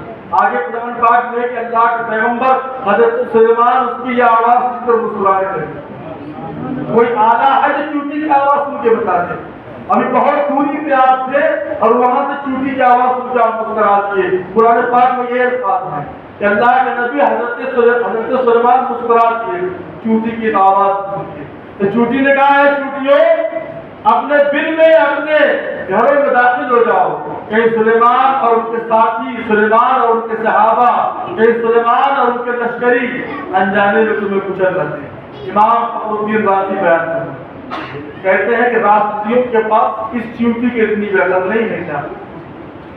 رافضیوں کے پاس جو برا بھلا کہتے ہیں، صدیق و فاروق پہ جو الزامات لگاتے ہیں، تو کہتے ہیں کہ رافضیوں کے پاس کیا اس چیوٹی میں اتنا بھی علم نہیں ہے؟ وہ چیوٹی بھی اپنے ساتھیوں سے کہہ رہی ہے کہ کہیں سلیمان کے صحابہ انجانے میں تم کو کچل نہ دے۔ وہ چیوٹی جان رہی ہے کہ اگر حضرت سلیمان کے صحابہ ہیں تو انجانے میں تو کچل سکتے ہیں لیکن جان بوجھ کے نہیں کچلیں گے۔ اور رافضیوں کو اتنی بھی عقل نہیں ہے کہ وہ نبی پاک کی صحابہ پر الزامات لگاتے ہیں۔ چیوٹی کا عقیدہ حضرت سلیمان کے صحابیوں کے لیے یہ ہے کہ وہ جان بوجھ کے ظلم نہیں کریں گے، اور رافضی کا عقیدہ محمد رسول اللہ صلی اللہ علیہ وسلم کے صحابہ کے لیے یہ ہے کہ وہ جان بوجھ کے ظلم کیا۔ بڑا پیارا نقطہ، بڑا پیارا آپ نے لطیفہ بیان فرمایا۔ آپ فرماتے ہیں کہ رافضیوں کے پاس اس چیوٹی پہ اتنی بھی عقل نہیں جو عقل اس چیوٹی کو اللہ پروردگار نے عطا فرمائی۔ بہرکیف اس کے بعد حضرت عمر کو جب خلیفہ بنایا گیا تو بڑی غور و فکر کے ساتھ آپ نے حکومت انجام دی۔ یہاں پہ دو چیزیں آپ کو بتا دیں کہ دور صدیقی اور دور فاروقی، یہ اس اعتبار سے بہت ہی زرخیز رہا ہے کہ اس دور میں اسلامی فتوحات بکثرت علاقے، شہر اور پورے ملک شامل ہوئے، اسلامی سرحدوں میں شامل ہوئے۔ دور سیدنا عمر فاروق رضی اللہ تعالیٰ عنہ میں تو اس دور کی سب سے بڑی طاقتیں جو کیسر و کسریٰ ہوا کرتی، دنیا میں کوئی ان کے سامنے سر نہیں اٹھاتا تھا۔ وہ کیسر و کسریٰ کے بڑے بڑے فرما روا، کیسر و کسریٰ کے بادشاہ اپنے محل میں اپنے تخت شاہی کو بیٹھ کر فاروق اعظم کا فرمان نہیں پڑھ پاتے تھے، ہاتھ سے چھوٹ جاتا تھا۔ ان کا خط پڑھتے تھے تو مارے ڈر کا ہاتھ سے چھوٹ جاتا تھا۔ فارق حق و باطل امام الہدا، فارق حق و باطل، ان کے ذریعے حق و باطل کے درمیان تمیز ہوتی ہے۔ اللہ کا نہیں فرماتے ہیں کہ عمر کے سائے سے شیطان بھاگتا ہے، اور عمر نے اسلام اور کفر کے درمیان فرق پیدا کر دیا۔ پہلی نماز جو علی اعلان خانہ کعبہ میں ادا کی گئی تھی وہ حضرت عمر کے اسلام لانے کے بعد ادا کی گئی۔ یہ پہلی نماز تھی جو اللہ کے نبی صلی اللہ علیہ وسلم نے صحابہ کے ساتھ مل کے حضرت عمر کے اسلام لانے کے بعد صحن کعبہ میں ادا فرمائی، علی اعلان۔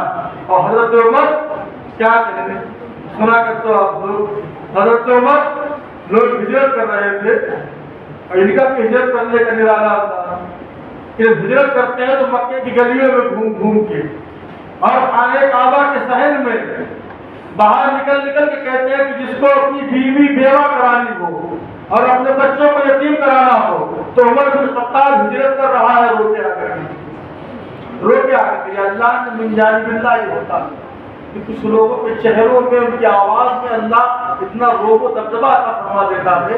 یہ اپنے پاس سے نہیں کہہ رہے میرے بھائی, اللہ کے نبی فرماتے نصرت بالرعب, روب اور دبدبے کے ذریعے میری مدد کی گئی. جس نبی کی روب کے ذریعے مدد کی گئی ہے اسی نبی کے صدقے میں وہ روب ان کے صحابہ بھی آیا اسی نبی کے صدقے میں, اور وہی روب پورے کربلا میں آپ کو نظر آتا ہے. وہی روب ایک ایک نوجوان کے سامنے آپ کو واقعہ علماء کی زبانی سنا کرتے ہیں, بڑے ماہر, بڑے جنگجو, تجربہ کار, میدان جنگ کے جو بڑا غازی رہا کرتے تھے, ان پہلوانوں کی ایک ایک فرد اہل بیت کے سامنے آنے کی ہمت نہیں ہوتی.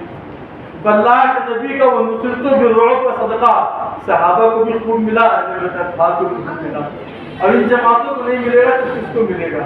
یا جب ان کو ملے گا تبھی تو ہم بھی امید رکھیں گے, ورنہ کیا ان کو نہ ملے ہمیں مل جائے گا, ان کو ملے گا تو ہم بھی امید رکھیں گے. تو آپ کے دور میں بڑی بڑی دور تک اسلامی سلطنتیں پھیل گئی تھی, اور ایک زرین دور آپ کا رہا تھا. 10 سال بڑے کر و فر کے ساتھ آپ نے حکومت کی تھی.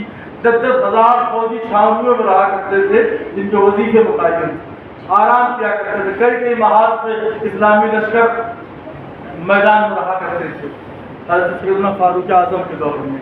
اس کے بعد آپ نے کر و فر کے ساتھ خلافت انجام دی, اور جب آپ کا وصال ہوا تو آپ کا وصال کس طرح ہوا تھا کہ ایک تو آپ کی دعا تھی کہ آپ اللہ کی بارگاہ میں دعا کیا کرتے تھے کہ اللہ پروردگار مجھے اللہم ارزقنی شہادۃ فی سبیلک واجعلنی قبری فی بلد رسولک. یہ بخاری شریف میں فضائل مدینہ کی حدیث ہے کہ اے اللہ مجھے اپنی راہ میں شہید فرما, اے اللہ تیرے محبوب کے شہر میں میرا مقصد بنا. تو اللہ نے دونوں دعائیں قبول کی. شہادت بھی اللہ کی راہ میں ہوئی, اور نبی پاک صلی اللہ علیہ وسلم کے پہلو میں آرام فرماتے, نبی پاک کے پہلو خاص میں آپ آرام فرماتے ہیں. جب آخر نے جب آپ نے حملہ کیا اور آپ نماز پڑھا رہے تھے فجر کی, اس کی رنجش کی پرانی ایک فیصلہ جو آپ نے کیا تھا اس سلسلے میں وہ آپ کو رنجش رکھتا تھا. اس نے جب آپ نے حملہ کیا, جیسے آپ نے اللہ حملے کے نیت باندھی تو اس نے ایک خنجر جو زہر میں گھسا ہوا تھا پیدل پہ آپ لوگوں کو کئی حملے کر دیے. حضرت سیدنا عمر فاروق رضی اللہ تعالیٰ عنہ نے اپنے پیچھے سے یعنی پیچھے سے آپ نے مسلح کی طرف سے حضرت سیدنا عبد الرحمن بن عوف کو پکڑا, ان کو آگے مسلح پہ بلایا, اور آپ بغل ہی میں مسلح کی طرف لیٹ گئے. چھوٹی چھوٹی صورتوں سے جناب عبد الرحمن بن عوف نے فجر کی نماز پڑھائی, اور اس کے بعد حضرت فاروق اعظم کو کاشان ولایت میں دکھایا گیا. آپ کاشان ولایت پہ آ جاتے ہیں, اور وہ شخص جو تھا کافر, اس نے تقریباً 6-7 لوگوں کو اور بھی زخمی کیا. بعد میں اس کو جب ایک کپڑا ڈال کے گرفتار کیا گیا تو اس نے اسی کپڑے کے اندر خودکشی بھی کر دی, اپنے آپ کو ختم کر لیا. حضرت عمر کو بستر پہ لایا گیا, ذوالحجہ شریف کا آخری تاریخ چل رہے تھے, اور جب طبیعت میں آپ کی ناسازگی بڑھتی چلی گئی اور طبیعت میں آپ کی بوجھ بڑھتا چلا گیا, تب لوگوں نے آپ سے خلافت کے لیے کہا کہ اپنے بیٹے عبداللہ بن عمر کی خلافت کے لیے آپ نامزد کر لیجیے. آپ فرماتے ہیں کہ میں خلافت کے معاملے میں ایک مجلس شورا بنایا گیا, مجلس مشاورت, کہ آپ اس کو بیٹھ کے مجلس آپ مشاورت. آپ فرماتے ہیں وہ کون ہوں گے؟ آپ فرماتے ہیں عثمان ہیں, حضرت علی ہیں, حضرت طلحہ ہیں, حضرت زبیر ہیں, عبد الرحمن بن عوف ہیں, سعد بن ابی وقاص. آپ فرماتے ہیں یہ وہ 6 لوگ ہیں جو عشرہ مبشرہ میں سے ہیں, جن کو اللہ کے نبی نے جنت کی بشارت دی. اللہ کے نبی جن کو خصوصی جنت کی بشارت دی, یا اگر ان کے فیصلوں پہ بھی اعتراض کریں گے تو ہم کس سمت جا رہے ہیں؟ ایک نے کہا کہ آپ کے بیٹے عبداللہ ابن عمر, آپ فرماتے ہیں کہ میرا بیٹا عبداللہ ابن عمر مشورہ تو دے سکتا ہے لیکن خلیفہ نہیں بن سکتا. ایک روایت تو اور بھی ہے جو کہ بڑا سخت مزاج آتی ہے فطری طور پر, تو اللہ پروردگار نے خود اس کو بیان, اللہ کے نبی نے خود بیان فرمایا. عمر کی سختی تو مشہور ہی تھی فطرتاً, جیسا حضرت موسیٰ کے اندر فطرتاً بڑا سختی تھی. تو ایک موقع پر ایک نے کہا کہ آپ کے بیٹے عبداللہ ان کو خلیفہ کی لائن میں کر دیجئے. تو آپ فرماتے ہیں اس کو اپنی بیوی کو طلاق دینے کا خلیفہ تو ہے نہیں, وہ خلافت کو امور کس طرح انجام دے پائے گا؟ یہ ایک واقعہ آہستہ پھنسیے گا نہیں. انہوں نے اپنی بیوی کو غلط طریقے سے طلاق دے دیا تھا, تو اللہ کے نبی نے فوراً کہا اپنے نکاح میں واپس کرو, ان کو واپس کرو. ناپاکی کے عالم میں طلاق دے دیا تھا, اور طلاق سنت یہ ہے کہ پاکی کے دنوں میں طلاق دی جائے.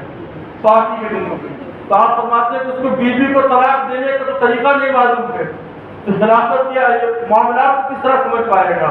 और हमने जाना है ना खिलाफत के मामला को, रात रात किस तरह गश्त किया करते थे, कोई भूखा ना रहे, किसी का हक ना मारा जाए। अब अगर ये चीज़ें बयान करेंगे तो पूरा इसी में हो जाएगा। बैठ है आपने एक मजलिस से मुशावरत बना दी और अपने बेटे अब्दुल्ला इब्न उमर से कहा कि हज़रत आयशा के पास जाओ और उनसे कहो अगर वो इजाज़त दें तो उमर अपने दोनों दोस्तों के बगल में दफन होना चाहता है। अब्दुल्ला इब्न उमर आते हैं, उम्मुल मोमिनीन को सलाम करते हैं और हज़रत फारूक आज़म की ये गुजारिश बयान कर देते हैं। हज़रत आयशा फरमाती कि मैंने वो जगह अपने लिए छोड़ रखी थी, मेरी तमन्ना ये थी कि मैं अपने शौहर और अपने वालिद के साथ दफन होना चाहती थी, लेकिन उमर को मैंने अपने नफ्स पर तरजीह दी है और मैं उन्हें बाखुशी यहाँ दफन होने की इजाज़त दे दी। आपने चादर ली और वहाँ पे दफन होने की इजाज़त दे दी, दूसरा आपने खाली कर दिया। आकर के उन्होंने ये खुशखबरी सुनाई आकर के। और एक रिवायत में ये भी है, आपने फिर फरमाया कि मेरे इंतकाल के बाद भी जाकर पूछ लेना चाहिए, हो सकता है कि हमारी मौजूदगी में हाँ कर दिया हो, बाद में फैसला बदलना चाहे, तो उनके इंतकाल के बाद भी पूछा गया।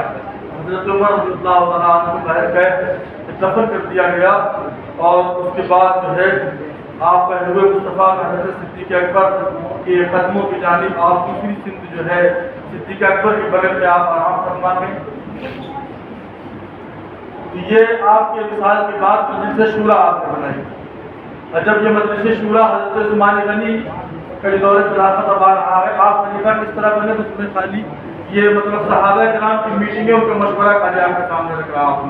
ये मजलिस शूरा जब बनी, अब उसके बाद जब ये लोग बैठे 6 लोग जब हुए तो ये हुआ कि इनमें से कोई किसी एक को खलीफा चुन लिया जाएगा, इनमें से कोई एक हो जाएगा। इसके बाद क्या हुआ कि हज़रत अब्दुर्रहमान इब्न औफ बयान फरमाते हैं कि हमने कहा कि हम लोग 3 लोग, हम लोग 6 लोग एक काम करते हैं कि 6 लोग 2 जगह बढ़ जाए, 6 लोग 2 जगह बढ़ जाए तो कितने हो जाएंगे, 3। 6 लोग 2 जगह बढ़ जाए और 3 हो जाएंगे, तो कोई एक किसी दूसरे के लिए दस्तबरदार हो जाए, कोई एक किसी दूसरे के लिए अपना हक छोड़ दे। तो 6 लोग 3 जगह बढ़ गए, तो एक ने दूसरे के लिए, एक ने दूसरे के लिए कह दिया कि हम इनके लिए खिलाफत के मामले से दस्तबरदार होते हैं, हम बरदार होते हैं। तो इस तरह 3 लोग अलग हो गए, अब 3 ही लोग बचे, हज़रत मौला अली, हज़रत उस्मान गनी, हज़रत अब्दुर्रहमान इब्न औफ। ये हज़रत अब्दुर्रहमान इब्न औफ हज़रत अली को पहले उन्होंने अलग एक तरफ बुलाया, कहा कि आप ये बताएं कि अगर हम अल्लाह रसूल के तरीके पर अगर किसी के लिए हम, क्योंकि आपके 2 लोग बचे हैं, इनमें से जो जिसका सपोर्ट कर देगा वो खलीफा होगा, तो आप फरमाते हैं और सहाबा की राय हो चुकी है, और सहाबा की राय आमा भी हो चुकी है, ऐसा नहीं और की राय आमा नहीं, लेकिन आप जानते हैं कि फैसले एक ही 2 लोग बैठ कर करते हैं, फैसला तमाम लोग नहीं करते हैं, और मुल्क की तरक्की के मामला हो चाहे जो मामला हो, फैसला कोई 1-2 लोग ही करते हैं। तो उसके बाद हज़रत अली से पूछा कि अगर हम किसी के लिए खिलाफत के लिए कहें तो आप उसके लिए राज़ी हो जाएंगे, या हम जिसके लिए कहें, या हम जिसकी बैत करें, आप और उस्मान गनी में से हम जिसकी बैत करेंगे आप उसके लिए राज़ी हो जाएंगे। तो उसके बाद अलग हज़रत उस्मान गनी को बुला के कहा कि हम आप दोनों में से जिसकी बैत करेंगे अल्लाह रसूल की रज़ा के लिए, उन्हीं के तरीके के लिए, तो आपको राज़ी रहना पड़ेगा, और ठीक है, फिर राज़ी रहेंगे। इसके बाद में आपने राय आम्मा का जो रिजल्ट निकाला तो ज़्यादातर लोगों का रुझान हज़रत उस्मान गनी की तरफ देखा, तो आपने हज़रत उस्मान गनी के हाथों में बैत की और मौला अली ने भी वहीं पर हज़रत उस्मान गनी के हाथ में बैत की। कोई एतराज़ नहीं किसी तरह का, या हज़रत अली जी के कौल से हम आपको साबित करके बताएंगे किसी मौके पर। इसके बाद हज़रत उस्मान गनी का दौर भी बड़ा सरखेज़ रहा, आपके खिलाफत का जो 6 साल का दौर बड़ा सरखेज़ रहा, और बाद में फितनों ने सर उठाए, और फितनों ने किस तरह के सर उठाए। हज़रत उस्मान गनी तबीयतन कुछ आप संजीदा मिजाज के हुआ करते थे, हज़रत उमर वाली सख्ती नहीं होती थी, यही वजह है कि आपके शुरू के दौर में लोगों ने हज़रत उमर से भी ज़्यादा आपको पसंद किया, और ईरान के कई शहर रेव वगैरह जो तोहरान वरान आजकल हैं, ये आप ही के हुक्म दौर हुकूमत में फतेह हुए थे। और उसके बाद 6 साल दौर हुकूमत जो आपका है वो बड़ा खाना जंगी का रहा, बड़ा आपस की छीटा कशी का रहा है, खाना जंगी का वो दौर रहा है। उसमें तो जैसे एक मिसाल आपके समझिए किस तरह फितनों ने सर उठाए, और ये फितने कौन थे, कुछ वो है जो नबी पाक के दौर में निकाले भगाए गए थे, कुछ वो है जिनको सिद्दीक़ अकबर ने मारा निकाला भगाया था, कुछ वो थे जिनको फारूक आज़म ने, कुछ वो थे जो हमेशा से अपनों ही के दरमियान रहा करते। ہمیشہ اسے اپنے درمیان رہتے تھے. منافق تھے, کتنے منافق نبی پاک کے پیچھے نماز پڑھتے. یا دنیا گناہوں سے خالی نہیں ہے, لیکن ہمیں بڑی حکمت سے اور بڑی یہ ہوشیاری سے ان گناہوں کے درمیان سے اپنا اچھوں کے دامن کو نکالنا ہے کہ ایسا نہ ہو کہ گناہوں کو تلاش کرتے کرتے پاکانہ امت کو دنیا اٹھ جائیں. خود سے صفت لوگ کہ جن کے تقدس, جن کی عزت کی قسمیں ہم کھا سکتے ہیں, قسمیں کھانا چاہے وہ ان کی عزت کی, ان کے اوپر انگلیاں اٹھ جائیں. تو بہرحال ایک موقع ایسا آیا کہ عبداللہ بن سرا نام کا حاکم, ہمیں ایک مثال دے رہے کس طرح کے فتنے ہوا کرتے تھے. عبداللہ بن سرا نام کا حاکم, یہ آپ نے اس کو مصر کا حاکم بنا دیا تھا. 2 سال کے بعد یہ لوگوں پہ ظلم کرنے لگا, بہت سے لوگوں کو اس نے ناجائز طریقے پہ قتل کر دیا. حضرت عثمان غنی تیسرے خلیفہ کے دور میں جب مصر کے 700 لوگ اپنا گھر بار چھوڑ کے مدینہ شریف بھاگ آئے, آ کے آپ سے شکایت کیا کر کے حضرت علی خود ان لوگوں کی سفارش کے لیے حضرت عثمان غنی کے پاس پہنچے اور فرمایا مضبوطی کے ساتھ کوئی مضبوط قدم آپ اٹھائیے اور اس کو معذور کریے. اگر وہ گنہگار ہے تو فوراً اس کو اس کے عہدے سے معذور کر کے اس کو مناسب سزا دی جائے. حضرت عثمان غنی نے کیا کیا, لوگوں سے مشورہ لیا, وہ مصر کے لوگوں سے, کہ تم کسی کو اپنا والی حاکم چن دو. صحابہ کی دراندیشی دیکھیں, امیر المومنین خلیفۃ المسلمین ہے, لاکھوں مربع میل زمین کے بیتاج بادشاہ ہیں, لیکن مصر کے لوگوں سے کہہ رہے ہیں کہ تمہارا علاقہ تمہارا شہر ہے, تم کسی کو ایسا کرو اپنا حاکم چن لو.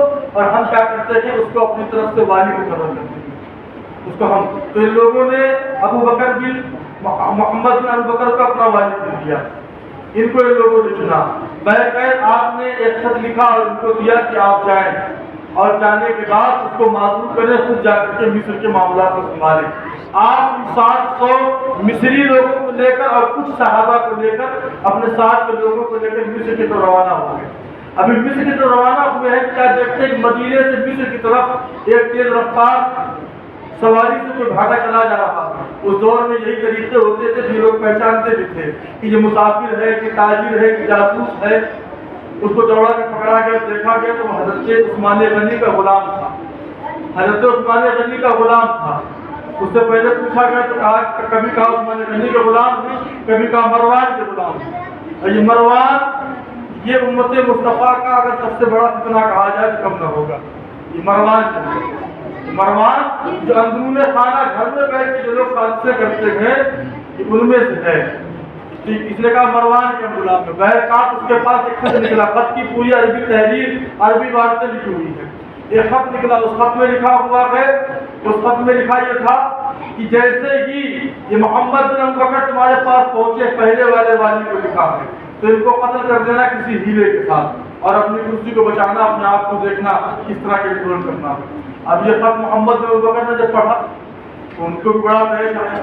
عثمان غنی نے ہمیں مصر کی طرف بھیجا, اب پیچھے سے ہمارے قتل کے لیے خط بھی بھیج دیا اپنے اس حاکم کو بچانے کے لیے. اب یہ تمام 700 سے زیادہ لوگوں کو لے کر اور اس غلام کو لے کر مدینہ شریف واپس آئے. پھر حضرت علی کی معیت میں حضرت علی کو لے کر کے ان کے ساتھ پہنچتے عثمان غنی کے پاس جاتے. حضرت عثمان غنی کو وہ خط دکھایا جاتا ہے. آپ دیکھتے ہیں, آپ اللہ کی قسم یاد فرما کے کہتے ہیں کہ اللہ پاک کی قسم, یہ خط میں نے نہیں لکھا, یہ خط نہ میرے علم میں لکھا گیا نہ میرے حکم سے لکھا گیا, یہ خط میں نے نہیں لکھا. اور بعض لوگوں کو شک تھا کہ یہ خط مروان نے لکھا, اور یہ زیادہ تر جو قرین قیاس ہیں, یہ ثبوت ملتے ہیں بعد میں, کیونکہ ثبوت وقتی طور پہ نہیں مل جاتے ہیں. آپ انسان ہو, پڑھے لکھے ہو, کتنے سالوں کے بعد آپ کو پولیس کے لوگ, کون کو لوگ ثبوت لا کر کے دے پاتے ہیں. ابھی یہ معاملہ پکڑا گیا, ابھی ان سے ثبوت نہیں ہو جائے گا. بعض لوگوں نے دیکھا کہ مروان بیٹھا ہوا ہے حضرت عثمان غنی کے گھر میں, کیونکہ بنو امیہ سے یہ بھی ہے. تو بعض لوگوں نے کہا کہ مروان کہتا ہے, مروان کی, اور یہ تحریر مروان کی تحریر سے مل بھی رہی ہے. یہاں تک شک کرنا ٹھیک ہے, شک کرنے کی اجازت ہے کہ اگر تحریر مل رہی ہے اور کوئی ثبوت, مثلاً ہمارا کپڑا کہیں مل جائے, آپ کو ہمارا موبائل مل جائے, تو آپ کا شک ہماری طرف آئے گا, لیکن اب آپ بھی فیصلہ نہیں کر سکتے. تو مروان کے تعلق سے محمد بن ابو بکر اور لوگوں نے کہا کہ اسے ہمارے حوالے کیا جائے, کیونکہ یہ لوگ بہت ہی سخت غصے میں تھے, اگر حوالے کر دیتا انجام کیا ہوگا. آپ فرماتے ہیں کہ شک و شبہ کی بنیاد پر کسی کو حوالے نہیں کیا جائے گا, چھان بین کی جائے گی, تفتیش کی جائے گی. محض تحریر کی بنیاد پر الخط یشبہ بالخط، تحریر ایک دوسرے کی ملتی ہے، ایک انسان کئی طرح کی رائٹنگیں لکھ دیتا ہے، ایک انسان میموری کر کے کتنی آوازیں نکال دیتا ہے، تو تحریر سے ملتی ہے، محض تحریر ملنے کی وجہ سے فیصلہ نہیں کیا جا سکتا۔ جب حضرت علی اور دیگر صحابہ وہاں سے لوٹے تو یہ کہتے ہوئے لوٹے کہ حضرت عثمان غنی کا جیسا دامن ہے جو ان کا کردار ہے اور وہ اللہ کی قسم کھا رہے ہیں تو اس پہ یقین کرنا چاہیے، لیکن محمد بن ابوبکر جو ثبوت لے کے آ رہے تھے اس کا بھی انکار نہیں کیا جا سکتا، اسے بھی نظر انداز نہیں کیا جا سکتا۔ کہ اس کے بعد کیا ہوا کہ معاملہ طول پکڑ رہا ہے، کیونکہ محمد بن ابوبکر کو لگا کہ یہ ہمارے ساتھ جال سازی ہو رہی تھی، انہوں نے اور لوگوں کے ساتھ مل کر کے حضرت عثمان غنی کے گھر کا، آپ کے محل کا، آپ کے مکان کا محاصرے کا اعلان کر دیا، گھیراؤ کر دیا۔ حضرت عثمان غنی کا بلوائی لوگ ان کے ساتھ میں تھے، جو لوگ اتنے پھیلایا کرتے تھے اس کو پوری طور پر موقع مل گیا، وہ لوگ لگے ہوئے تھے۔ حضرت عثمان غنی کے اپنے نوکر و خادموں کے علاوہ حضرت علی نے حسنین کریمین کو بھی مین دروازے پر کھڑا کر دیا تاکہ بلوائی مکان کے اندر نہ پہنچ پائے، اور یہی محمد بن ابوبکر یہ دوسرے کی مکان سے جا کر کے حضرت عثمان غنی کے گھر میں جا کر کے اترے ہیں، جا کر ان کے دو ساتھی اور تھے، اور جاتے ہی جیسے انہوں نے حضرت عثمان غنی کی داڑھی کو پکڑا اور اس کے بعد کچھ زیادتی کرنا چاہیے، تو حضرت عثمان غنی فرماتے ہیں کہ اگر آج تمہارے باپ ابوبکر یہ عالم دیکھتے، اگر آج تمہارے باپ ابوبکر تمہاری یہ حرکت دیکھتے تو وہ تمہارے ساتھ کیا سلوک کرتے۔ اتنا سننے کے بعد انہوں نے چھوڑ دیا، انہوں نے چھوڑ دیا، لیکن جو دوسرے بلوائی تھے یہ اس حد تک بغاوت میں نہیں تھے، ان کو غصہ اتنا تھا اپنی ذات کو لے کر کے کس کو غصہ نہیں آتا ہے، ہمیں آپ یاد بتائیں انسان اپنے ماں باپ سے لڑ جاتا اپنی ذات کو لے کر کے، عالم مولانا مفتی پیر فقیر کس سے نہیں لڑ جاتا اپنی ذات کو لے کر کے، ان کو دکھ رہا ہے کہ ہمارے خطرے کی سازشیں، اور وہ بھی ان سب کے اتنی جماعت ہمارے ساتھ سینکڑوں تھی، ان سب کے قتل کی سازشیں ہمیں وہاں بھیجنے کے بعد ہمارے پیچھے رچی جا رہی تھی، تو ان کو لگا کہ ہم حق پہ ہیں، ان کو لگا ہم غلط نہیں کر رہے تھے، ان کو لگا کہ ہم حق پہ ہیں۔ انہوں نے خیر اس سے باز آئے، لیکن جو دوسرے دو بلوائی کودے ہوئے تھے وہ اپنے حرکت سے باز نہ آئے، مسلسل کئی حملے کر کے انہوں نے اس طرح آپ کو شہید کیا۔ مسلسل کئی حملے کر دینے کے بعد آپ کی بیوی حضرت نائلہ آپ کے ساتھ تھی، وہ شور شرابہ کرتی رہی، بچاؤ میں ان کے ہاتھ کی انگلیاں بھی کٹ گئی تھیں، لیکن بلوائی اتنا شور مچا رہے تھے کہ باہر تک آواز نہ پہنچی، اور پھر آپ قرآن پاک کی تلاوت کر رہے تھے، آپ کے سر سے جو خون بہا تھا وہ قرآن پاک کی آیات پہ ہی گرا تھا، آپ وہاں پہ شہید ہوئے۔ تو اس طریقے سے جو ہے حضرت عثمان غنی آپ شہید ہوئے، آپ کے لاش کے ساتھ بہت زیادتیاں کی گئی، بلوائی لوگ دفن نہیں کرنے دے رہے تھے، بعض روایتوں میں ہے کہ آپ کے جنازے میں پتھر بھی برسائے گئے، بڑی مشکل سے آپ کو دفن کیا گیا۔ اب معاملہ کیا تھا حضرت عثمان غنی کے قصاص کا، یہ آپ بالکل پوائنٹڈ بات دماغ میں رکھ لیں۔ حضرت عثمان غنی امیر المومنین کو شہید کر دیا گیا، جامع قرآن کو نبی پاک صلی اللہ علیہ وسلم کے وہ داماد جن کی نکاح میں دو بیٹیاں آئی، کیونکہ عام لوگ جذباتی ہوتے ہیں، عام لوگ کی عقیدتیں اچھی ہوتی ہیں، جو عام لوگ ہوتے ہیں، جو عہدے دار ہوتے ہیں ان کی عقیدتوں میں کہیں نہ کہیں کھوٹ آ جاتا ہے، جو نوکری والے ہوتے ہیں ان کے اندر خلوص ختم ہو جاتا ہے، ان کو کہیں نہ کہیں اپنی نوکری اپنی ترقی دکھائی دیتی ہے، لیکن جو عام لوگ ہوتے ہیں، ایسے عام لوگوں کی جو عام لوگ ہوتے ہیں وہ بڑا بے روز محبت کرتے ہیں، علماء سے، پیروں سے، دین سے بڑا بے روز محبت کرتے ہیں وہ، تو عام لوگوں کو اب یہ چیز چڑھی کہ ہمیں حضرت عثمان غنی کے قاتلوں کا قصاص چاہیے، قاتلوں سے بدلہ چاہیے، یعنی قتل عثمان کا قصاص ہمیں چاہیے۔ اسلامی سلطنت کئی ملکوں تک پھیلی ہوئی تھی، حضرت امیر معاویہ دور فاروق سے ملک شام کے گورنر بنے ہوئے تھے، بحری جہاز کا بیڑا آپ لے کر کے پہلا بحری جہاز کا بیڑا آپ غالباً 27 ہجری میں حضرت عثمان غنی کے دور میں آپ لے کر کے نکلے۔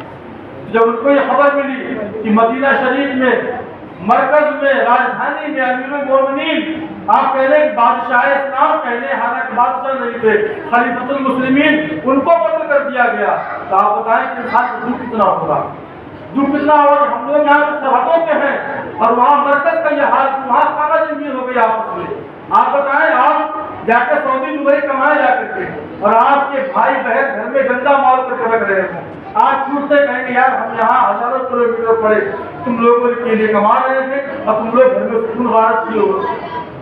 بیٹھ کر ادھر سے یہ بھی نکلے کیونکہ 20 سال سے حاکم بھی تھے ملک شام کے، تو کچھ حکومت کا بھی نشہ تھا، حکومتانہ انداز بھی تھا ان کا، مطلب 20 سال سے مصر کے ملک شام گورنر بن کے رہ رہے تھے، اور ایک ان کا نام ایک وقار ہو چکا تھا، ایک قدم کا ہو چکا تھا علیہ السلام کے درمیان۔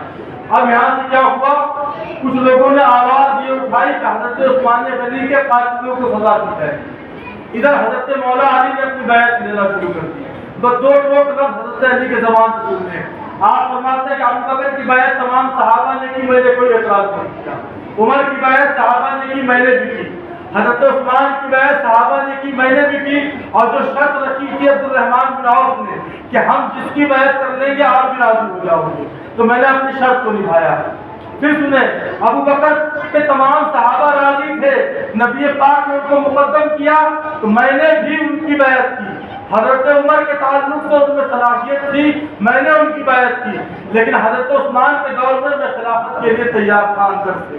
میں خلافت کے لیے اگر مجھے خلیفہ بنایا جائے گا تو منع بھی نہیں کروں گا، لیکن شرط یہ تھی کہ اگر کوئی دوسرا بن جائے گا تب بھی آپ منع نہیں کریں گے۔ تو آپ فرماتے ہیں میں نے اپنی شرط کو نبھایا، اپنی زبان کو نبھایا۔ پھر آپ فرماتے ہیں اب ایک ایسا شخص میرے مقابلے میں آ رہا ہے جو حسب و نسب میں، علم میں، قرابت میں اور اسلام لانے میں ہر معاملے میں مجھ سے پیچھے ہے۔ وہ کون ہے؟ وہ ہے جناب امیر معاویہ۔ وہ کون ہے؟ وہ امیر معاویہ جو ملک شام سے چل چکے تھے۔ تو کہہ رہے اب ایک ایسا شخص میرے مقابلے میں آ رہا ہے، اگر اب بھی ہم خلافت کے لیے آگے نہیں بڑھیں گے تو ایک ایسا شخص میرے مقابلے میں آ رہا ہے جو علم میں، نسب میں، حسب میں، قرابت داری میں، نبی پاک کی نسبتوں کے معاملے میں اور اسلام لانے کے معاملے میں، کیونکہ یہ اسلام لے کے آئے فتح مکہ کے دن امیر معاویہ۔ یا ایک قول یہ ہے کہ سن 6 ہجری کو صلح حدیبیہ کے موقع پہ اسلام لائے تھے لیکن ظاہر نہیں کیا تھا۔ اگر صلح حدیبیہ کے موقع پہ بھی لائے ہیں تب بھی ان سے بہت پہلے حضرت علی ایمان تب لے کر کے آئے تھے۔ آپ فرماتے ہیں کہ میں نے نبی پاک کے ساتھ 7 نمازیں ایسی پڑھی کہ وہ نمازیں میرے علاوہ کسی نے نہیں پڑھی۔ تو آپ فرماتے ہیں کہ اب میرا حق ہے، میرے علاوہ دوسرے کا حق نہیں ہے۔ آپ نے خلافت کے لیے اعلان کر دیا، آپ کی خلافت کی بیعت شروع ہوئی۔ اب جب بیعت شروع ہوئی تو دوسری طرف کے لوگوں میں یہ آوازیں اٹھنے لگی کہ ابھی تو حضرت عثمان کے قتل کا بدلہ بھی نہیں لیا گیا اور انہوں نے اپنے بیعت شروع کی۔ اور یہ بات دھیان کرنے کہ دونوں خیمے میں بھڑکانے والے فسادی لوگ وہ نہ حضرت علی کی تھے نہ عثمان غنی کی طرح، وہ دین کے تھے نہ اللہ رسول کے تھے، وہ اپنے مقصد اور ٹارگیٹ کے تحت دونوں خیموں میں لوگ گزرے ہوئے تھے۔ دونوں خیموں میں ایسے ثبوت ہے کوئی اس کا انکار ہی نہیں کر سکتا۔ حضرت علی کی زبان پہ وہ ثبوت موجود ہے، حضرت علی نے خود بیان دیا، تو دونوں طرف کے لوگ موجود تھے۔ اور ادھر کے لوگ کہ ہمیں پہلے حضرت عثمان کے قتل کا بدلہ چاہیے، لیکن حضرت عثمان کے قتل کے بدلے کے لیے کوئی امیر المومنین تو ہونا چاہیے، خلیفۃ المسلمین تو ہونا چاہیے، نظام کون سنبھالے گا، ریاست کون سنبھالے گا؟ اس لیے حضرت علی نے پہلے باغیوں کو سنبھالا۔ ایسا نہ ہو کہ نااہل بیٹھ جائے، ابھی تک تو اہل دار بیٹھتے تھے، اب اس افراتفری گہما گہمی کے عالم میں کوئی نااہل نہ بیٹھ جائے، تو آپ نے اپنی بیعت لینا شروع کر دی۔ اور ان لوگوں کا مطالبہ یہ تھا کہ حضرت عثمان غنی کا قتل کا بدلہ پہلے لیا جاتا، پہلے قاتلین کو سزا دی جاتی، اور قاتلین کو پہچاننا اتنا آسان نہیں تھا، کسی کے ماتھے پہ قاتل نہیں لکھا تھا، ثبوت ہوتے ہیں تو ثبوت کے حساب سے سزائیں کی جاتی ہیں، ہر ثبوت کے بیس پر قتل نہیں کر دیا جاتا۔ کچھ ثبوت ہوتے ہیں کہ شہر بٹ قتل کر دیا جائے، کچھ گناہ ہوتے ہیں کہ عہدہ چھین لیا جائے۔ بہرکیف اس طریقے سے آپس کی جو ان کی چپکلشیں ہوئی، آپس کے معاملات ہوئے، جنگیں بھی ہوئی، بڑا نقصان ہوا، بہت تعداد میں صحابہ اور تابعین شہید بھی ہوئے۔ اور چونکہ ان جنگوں کو ہمارے بزرگوں نے، ہمارے بڑوں نے منع کیا ہے بیان کرنے کی، تو ہم کیوں ان میں پڑھے، کیوں ہم بیان کریں۔ باقی جو ہے جو ایک ذہن ہو سکتا تھا کہ کس طریقے سے کیا ہوا، کیونکہ ہمارے آپ کے ذہن میں یہ بات اٹھ کے آتی ہے فلاں نے ایسا کیوں کر دیا۔ ڈائریکٹ ایسا نہیں، 20 سال کی منافقت تھی، 20 سال کی کوششیں لوگوں کی تھی، کسی کو کبھی موقع ملا، کسی کو کبھی موقع ملا۔ اس کو مروان کو، جس کا میں نے نام لیا تھا، اسے اللہ کے نبی کے دور میں اس کے باپ کو شہر بدر کر دیا گیا۔ اور پھر جب مروان جب حکومت میں آیا ہے، جو بنو امیہ کے دور میں، تو حضرت علی کو خطبے میں برا بھلا بھی کہلواتا تھا، خطبے میں باقاعدہ یہ مروان تو جو جیسا ہے تو ویسا تاریخ نے کہا ہے، خطبے میں حضرت علی کو برا بھلا کہلواتا ہے۔ پھر حضرت عمر بن عبدالعزیز کا دور آیا تو آپ نے سختی کے ساتھ یہ خطبہ بدلوایا، اور جہاں پہ حضرت علی کو برا بھلا کہا جاتا تھا آپ نے وہ آیت داخل کر دی ان اللہ یامرکم بالعدل والاحسان وایتاء ذی القربى وینہی عن الفحشاء والمنکر والبغی یعظکم لعلکم تذکرون. یہ آیت آپ نے سورہ میں داخل کر دی کہ حضرت علی کی برائی کوئی نہیں کرے گا. اس آیت کو آپ نے داخل کر دیا سورہ میں. بہرکیف دونوں طرف لوگ موجود تھے. تو اس طریقے سے ان کے آپس کے معاملات ہوئے. آپس کے معاملات تو ان کے آپس کے معاملات کو ہمیں بیان کرنے سے منع کیا. ہمیں بیان کرنے سے اس کا ہماری کمزوری نہ سمجھے. قرآن پاک میں ہے عصا آدم ربہ. آدم نے اپنے رب کی نافرمانی. تو کہا فرماتے ہیں اگر کوئی توہین کے طور پر کہے گا تو کافر ہو جائے گا. اگر کوئی حضرت آدم کو نافرمان بتانے کے لیے کہے گا تو کافر ہو جائے گا. اگر کوئی حضرت آدم کو ہلکا سمجھ کے کہے گا تو کافر ہو جائے گا. آپ بتاؤ نافرمانی کرنے والا کون ہوتا ہے؟ نافرمان ہی تو ہوتا ہے. لیکن یہ آدم اور ان کا رب کا مسئلہ ہے. اپنی زبان کو دیکھ, اپنی حیثیت دیکھ, اپنا قد و قامت بھی دیکھ, اپنا بیک گراؤنڈ بھی دیکھ کہ حضرت آدم کی زبان کو ان کے رب کا مسئلہ. یہ ان کا رب کہہ رہا ہے. ان کا رب کچھ بھی کہے. ان کا رب عبداللہ کے پکارے, محمد رسول اللہ کے پکارے. ان کا رب ان کو جس لقب سے چاہے پکارے.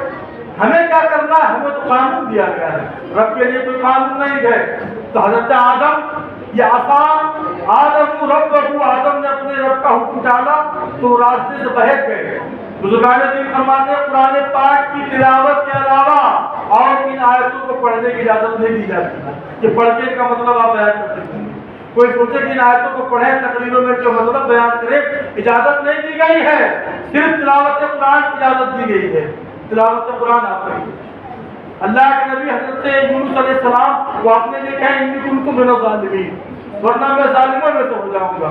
ہم ظالم کہہ سکتے کیا ان کو مان اللہ؟ ہم نہیں کہہ سکتے. تو بہرکیف ہمیں کہا گیا کہ ان کا ذکر بھلائی کے ساتھ کریں. ان کا ذکر کس سے کریں گے؟ بھلائی کے ساتھ ان کا ذکر ہم کریں گے. کس طرح کریں گے وہ ہم امام اہل سنت اعلیٰ حضرت کی زبان میں آپ کو بتا دیتے ہیں. وہ ذکر اس طرح کریں گے. اعلیٰ حضرت فرماتے ہیں فرق مراتب بے شمار. یاد کرتے ہوئے بس آپ کو اٹھا رہے ہیں. فرق مراتب بے شمار, فرق مراتب بے شمار. حضرت علی اور امیر معاویہ آمنے سامنے آئے تو دونوں کے درمیان کہتے ہیں بہت بڑا فرق ہے مرتبوں کا. کوئی مقابلہ نہیں, کوئی نہیں. مولا علی کی شان وہ عرش کی بلندیوں سے بھی زیادہ بلند. آپ کہتے ہیں بہت فرق ہے, برابری کسی طرح کی نہیں. فرق مراتب بے شمار.